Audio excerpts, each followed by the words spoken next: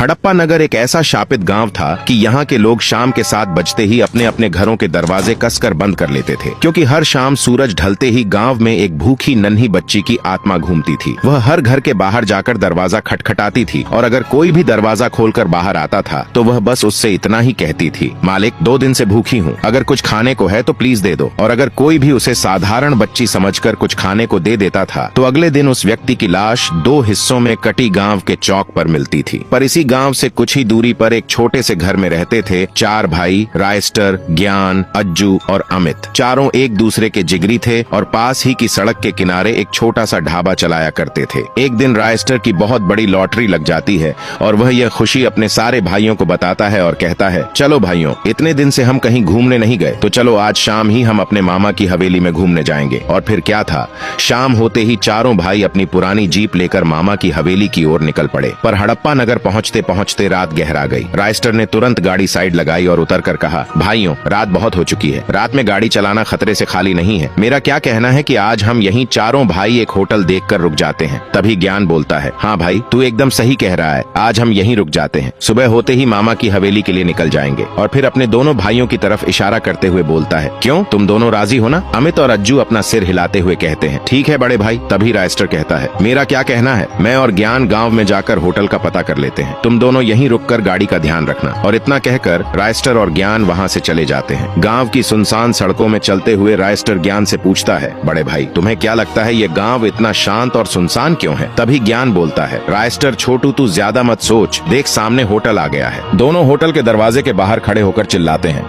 अरे सुनते हो, क्या कोई घर पर है? तभी गांव का सरपंच घर के बाहर आता है और बोलता है, क्या हुआ तुम दोनों को, इतनी रात को क्यों चिल्ला रहे हो? तभी ज्ञान बोलता है, मालिक, हमें बस एक रात के लिए रहने के लिए कमरा चाहिए, हम 4 आदमी हैं, सुबह की पहली किरण के साथ ही हम इस गांव से निकल जाएंगे। ये सुनते ही सरपंच के रोंगटे खड़े हो जाते हैं। सरपंच बोलता है, बेटा, जितनी जल्दी हो सके तुम इस गाँव से निकलने की कोशिश करो, क्योंकि यह गाँव एक शापित गाँव है। इतना सुनते ही रायस्टर बोला, प्लीज मालिक, हमें एक रात के लिए इस गाँव और इस घर में रहने दीजिए, हम सुबह होते ही यहाँ से निकल जाएंगे। सरपंच उन दोनों की इतनी जिद करने पर मान जाता है और फिर रायस्टर ज्ञान से कहता है, ज्ञान, तुम उन दोनों को भी यहाँ पर बुलाकर लेकर आओ, तब तक मैं होटल को अच्छे से देख लेता हूँ। ज्ञान चुपचाप वहाँ से चला जाता है। रास्ते में चलते चलते वह देखता है कि सड़क के बीचों बीच एक छोटी बच्ची खड़ी जोर जोर से रो रही होती है। ज्ञान उसके पास जाता है और पूछता है, बेटा, तुम इतनी रात को यहाँ क्या कर रही हो? तभी वह बच्ची बोलती है, अंकल, मैं 2 दिन से भूखी और प्यासी हूँ, कृपया करके अगर कुछ खाने को है तो दे दो। पर ज्ञान उस बच्ची का मजाक उड़ाते हुए बेशर्मी से उसके ऊपर पेशाब कर देता है और कहता है, ले पानी। और इतना कहकर वह वहाँ से जाने ही वाला था कि तभी उसका शरीर एक रहस्यमयी आग में जलकर भस्म हो जाता।